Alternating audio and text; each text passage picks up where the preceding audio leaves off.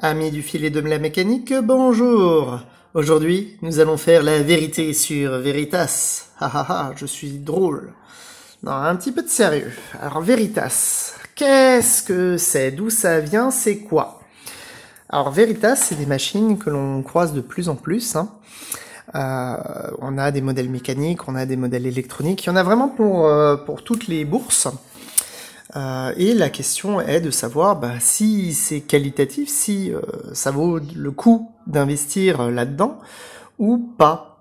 Parce que c'est comme tout, hein, dès que c'est pas cher, ça peut coûter cher, on va dire, à la longue. Donc là, on est vraiment sur on va dire un milieu de gamme. On va pas avoir de coupe-fil. On va déjà avoir une mémoire temporaire. Hein. Alors pourquoi quand il y a mémoire temporaire, généralement, c'est que il y a des alphabets. Il n'y a pas beaucoup de points, il y a une soixantaine de points. Voilà, ça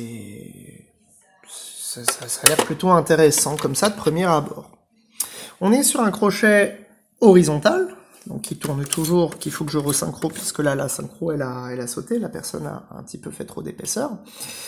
Et ce qui est intéressant, c'est que voilà, donc c'est un petit électronique de base, hein. On a un petit peu comme chez Elna, ça c'est pour les boutons qui sont là, qui sont la montée d'aiguille, le point d'arrêt et la marche arrière. On va retrouver donc ici les boutons de la mémoire temporaire, là-bas le panel de contrôle, là la platine principale, et en dessous un petit moteur, hein. C'est vraiment le b.a.-ba du moteur, hein. C'est un petit moteur électronique qui est plutôt pas mal, qu'on retrouve dans d'autres modèles. L'électronique est pas mal, hein, vraiment pas mal. Moteur pas à pas, hein, c'est là, hein, voilà, donc ça c'est vraiment les classiques. Ça pour le zigzag, hop toi, reste là. Celui-là pour le zigzag, j'en ai un autre en dessous pour l'avancée de griffe. Voilà, et sinon, on a aussi une petite armature un peu métallique, qui est pas mal. Hein. Alors niveau technicien, par contre, c'est une vraie merde à paramétrer. Pour faire la synchro, il faut aller sur les vis qui sont sur la courroie ici, la courroie de renvoi.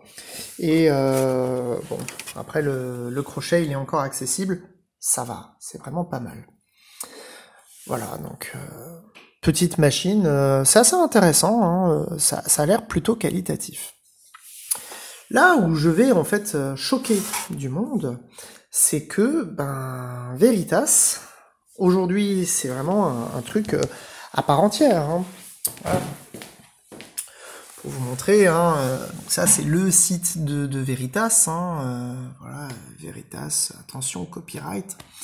Il y a pas mal de trucs dans les contacts. On voit bien que il y a une adresse postale en France. C'est un petit peu dur quand même de trouver dans les mentions légales exactement où c'est basé. Apparemment le siège social est au Luxembourg. Il y a un pôle d'activité en France, il y a une immatriculation en France. Bon, apparemment c'est Crown Technique, 26 000 € de capital, c'est pas mal, hein. Donc on trouve un petit peu, mais il n'y a pas de véritable grosses informations. Ce qu'on ne sait pas par contre, c'est que aujourd'hui ça a l'air d'être une boîte sérieuse. Pourtant, c'est une marque qui a su quelque part se démarquer. Pourquoi je vous dis ça? Parce que le revendeur premier de Veritas à l'époque... Et coucou toi, là, c'était Lidl. Donc ça a toujours été fabriqué, hein, voilà, par Crown Technics, hein, GmbH, ce qui montre que c'est soit une boîte allemande, soit au Luxembourg. On retombe sur des choses que l'on voit sur le site. Hein. Mais oui, à l'époque, le distributeur premier de Veritas, c'était Lidl. Et pour du Lidl, c'est super qualitatif. Sachant qu'aujourd'hui, je ne sais pas combien avait payé la cliente sa machine à l'époque, mais on a déjà une bonne armature. Donc cette machine a à peu près 15-20 ans. Hein. Il y a une bonne armature.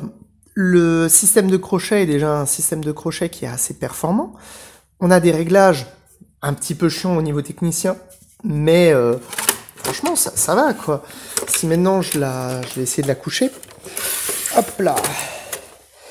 Voilà. Donc là, j'ai mon fameux moteur pas à pas pour ma longueur de poing. Là, j'ai mon renvoi d'angle. C'est celui-là qui est le plus chiant pour le technicien parce que là, il est pris par pivot. Alors que en haut, il y a des vis. Mais pour ouvrir cette machine, ça a été un calvaire. Ça a été un calvaire. Le moteur, ben ça va. Il a un petit peu de puissance. C'est pas grand-chose, hein, mais il tourne. C'est assez quali. Pareil, hein, le pignon qui est ici, hein, que ça c'est une pièce qui est susceptible de casser chez n'importe quelle machine, encore une fois. Ben, il est facile à repositionner, elle est facile à régler. Non, ça a l'air vraiment d'être de la bonne cam pour ce type de bécane. Voilà, fourni par Lidl à l'époque. Ben, c'est plutôt intéressant. On va pas se mentir, ça reste de la petite machine pour faire des petites choses. Là, clairement, la cliente, elle me l'a ramené, elle l'a désynchro suite, elle me l'a dit, hein, ouais, moi, je fais des épaisseurs. Je bazarde du cuir, je fais du simili. Ça reste petit pour du simili, madame. Mais derrière, la machine, je pense, peut être une bonne machine au niveau conception.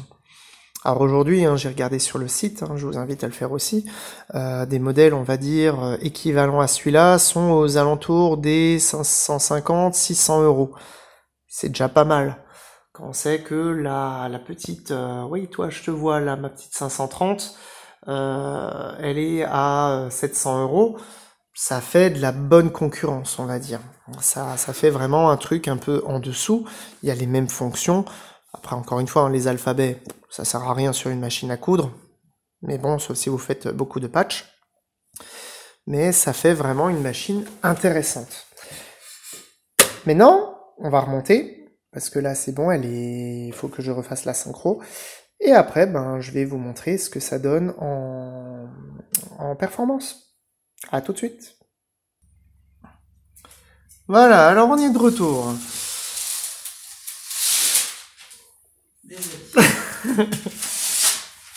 Donc Florie est en train de faire de la broderie. Donc on est de retour. Donc pour répondre à une petite question, oui, je fais toujours un échantillon avant de vous faire le test final en vidéo. J'ai pas envie que ça saute des points, sinon je passerai pour un peu un rigolo. Alors on retrouve vraiment une interface à la Juki. Donc quand on regarde, hein, ça c'est typiquement ce que l'on peut avoir sur la HZL 80. Peux-tu me mettre la HZL 80 s'il te plaît sur la table?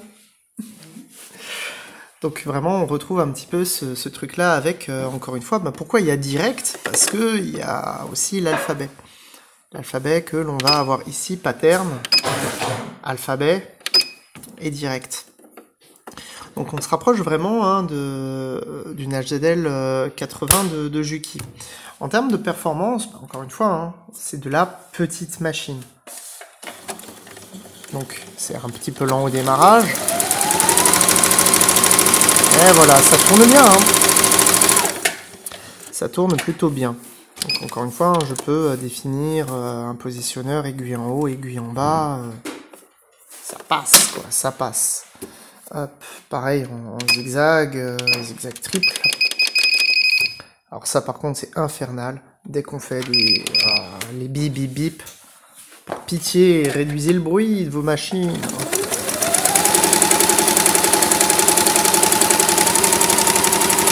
Voilà. On va essayer une petite surépaisseur.